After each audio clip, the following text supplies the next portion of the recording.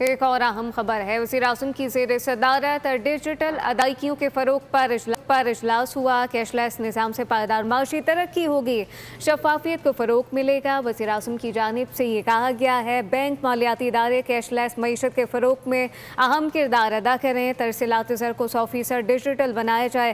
وزیر اعظم کی یہ ہدایت ہے۔ اجلاس میں کیش لیس اکانومی کے لیے اقدامات کی پیش رفت پر بریفنگ دی گئی ہے۔ وزیر اعظم کا یہ اجلاس وزیر اعظم کی زیر صدارت ڈیجیٹل ادائیگیوں کے فروغ پر یہ اجلاس ہوا ہے۔ کیش لیس نظام سے پائیدار معاشی ترقی ہوگی۔ مزید کیا تفصیلات ہیں، کیا ہدایات دی گئی ہیں، فہد چودھری سے جانتے ہیں۔ جی فہد۔